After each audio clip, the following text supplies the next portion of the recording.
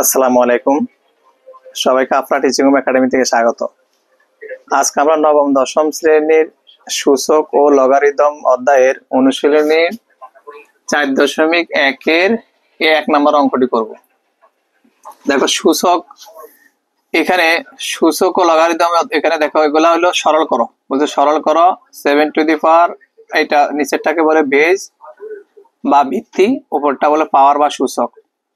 7 অর্থাৎ 7 two the পাওয়ার 3 অর্থাৎ 7 cube, 7 to the minus 3 অথবা এটাকে তুমি 7 ইনভার্স 3 বলতে পারো।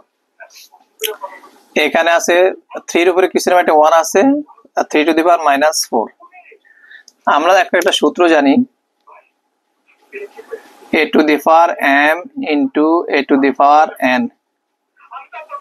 যদি এরকম হয়, বেজ দুটার একটা নিব, বেজ বা ভিত্তি দুটার একটা, আর m এর m, এই গুণের জন্য প্লাস, আর এখানে কি n এর n। এরকম যদি আমাদের থাকে, সূত্রটা কিন্তু আছে তোমাদের বইতে, বেজ দুটার একটা, m এর m গুণের জন্য প্লাস n এর n।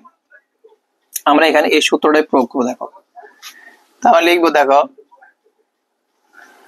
বেজ দুটার একটা 7, পাওয়ার আছে 3, গুণের জন্য প্লাস, এই গুণের জন্য প্লাস, এখানে একটা মাইনাস আছে, তাহলে প্লাসে মাইনাসে মাইনাস, একবার আমরা মাইনাস লিখে দিব, মাইনাস 3। এই 3 এর উপরে কিছু না, আমার একটা 1 আছে, বেজ দুটার একটা 3, আর এখানে কত 1, এটা গুণের জন্য প্লাস, আর এখানে একটা মাইনাস আছে, প্লাস মাইনাসে মাইনাস 4।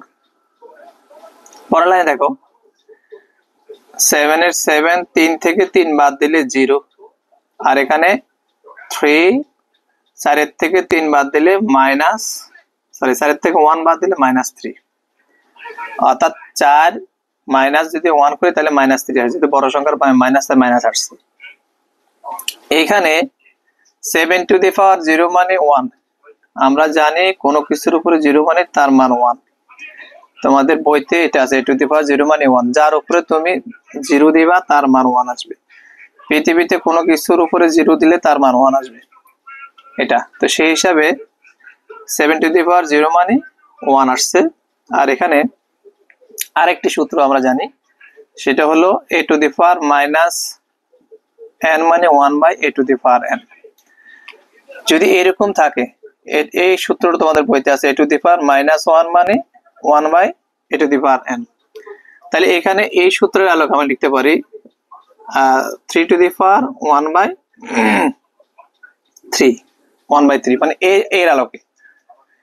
এখন দেখো 1 মাইনাস 3 কে 3 বার গুণ করলে 1 বাই 27, 3 গুণ 3, 3 কে 3 বার গুণ, 3 টু দি পাওয়ার 3, অর্থাৎ 3 কে 3 বার গুণ করলে কত আসে 27। আমরা এই দিক থেকে একটু লিখি, দেখো 1, আরে ভাগের জন্য গুণ দাও, নিচেরটা গুণ করলে, ভাগটা যখন গুণ করবো নিচেরটা উপরে যাবে, উপরেরটা নিচে যাবে, 27 যাবে উপরে, 1 আসবে নিচে, এটা 1 উপরে 27, 27 কে 1 দ্বারা গুণ করলে 27, আর এখানে নিচের 1 দিলে হবে, না দিলে না দেওয়াটাই উত্তম। এটা হবে আমাদের এই 1 নম্বরের জন্য আনসার। আশা করি বুঝতে পারছো। আজকে এই পর্যন্ত, অন্যদিন অন্য কোনো ভিডিও নিয়ে হাজির হবো, ততক্ষণ ভালো থাকো।